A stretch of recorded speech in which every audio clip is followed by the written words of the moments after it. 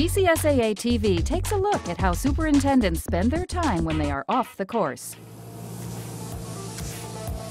Golf course superintendents have to deal with questions from their members about top dressing their greens and delaying play. GCSAA certified golf course superintendent Pat Sisk of Milwaukee Country Club has developed an innovative way to speed up the top dressing process. Well, you know, the concern for all turf managers has always been getting the sand when we top dress down into the soil profile to provide a better growing environment for the plant. The standard way of incorporation is to apply the sand and drag it with either a chain drag mat or a brush or an army of men with brooms to work that into the soil. One thing that always bothered me is we take that abrasive material, the sand, and we drive a cart or have an army of men walk across it and work it in with a stiff, injurious material. And so we're taking that abrasive material and rubbing it against a soft tissue, and we're creating damage to the turf, all the while knowing that it's going to happen. I was visiting with a friend of mine at Michigan State University, a professor there, and he showed me a photograph of a device fairly similar to what is now the original green sweep. And I just kind of sat on it for a little while. Woke up one cold February morning a few years ago at 2 o'clock and actually wrote down the idea for what has now become the original green sweep. The beauty of the original green sweep is that I've taken the vehicle off the green and I'm able to get into little nooks and crannies of putting greens, tees, approaches that or in the past we haven't been able to effectively get to with a chain drag mat or a brush. During the design process, Sisk started with the basics. I went to the hardware store and bought some sheet metal and bent it and folded it and drilled holes into it, or punched holes in the sheet metal, in the case of the sheet metal, and came up with a form that fit onto one of my blowers. This was the sheet metal version that I hammered out at home to fit on the blower and prove if I can get it on there effectively. The next step was to buy some sheet metal and cut it up and weld it and weight it and experiment with different hole patterns. This is, I like to call it, one of my Frankenstein versions. As you notice, it's got a squared leading and trailing edge, which has been eliminated in the final product.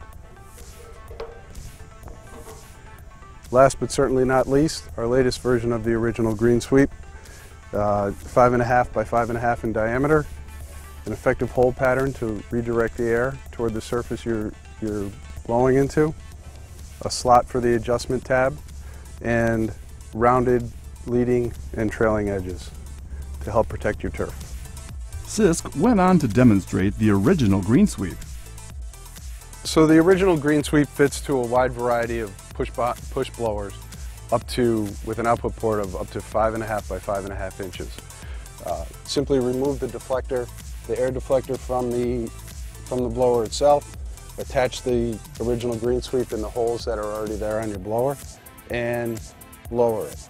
To adjust it to level to ground, we've got an adjustable stop that can bring it anywhere from 2 to 4 inches in movement either way. Simply put it down and you're off to walk the surface. Once you're finished, you can return the blower to ordinary use by simply lifting the original green sweep, bungee cord it back to the blower itself, and you can use it to blow off any other debris that's in the area. After researching traditional distribution chains, Sisk decided to sell original green sweep on his own. So I set up a website, put a few YouTube videos up on there, put a description of the product, and people were buying it, which is very humbling. I value the fact that it's made in the United States. I think that's important for a number of reasons, politically and economically.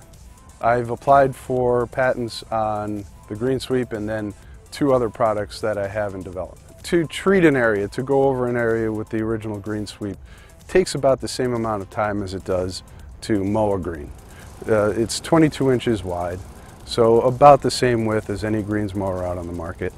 And as opposed to dragging, it may take a bit longer. However, What we've found out is that areas where the sand or other top dressing material is over applied, we're able to clean that up right away. And that has saved me a lot of time in having men have to go back into the areas, particularly on tees or approaches where you may over apply into the rough. So we've been able to get that cleanup done real quick. And effectively, we're getting that sand down into the hole in about 10 minutes, rather than waiting a couple of days when we drag, irrigate heavily, let it settle, let it dry, re-drag. We're able to get that material right into the hole. Sisk had this advice for other superintendents that have a unique idea and want to bring it to the market. The most valuable thing I've done is to ship some of my prototypes out to friends around the country and tell me, what don't you like about it? What can I do to change it? What can I do to simplify it? That's been the greatest feedback I can. But if you have an idea, go for it.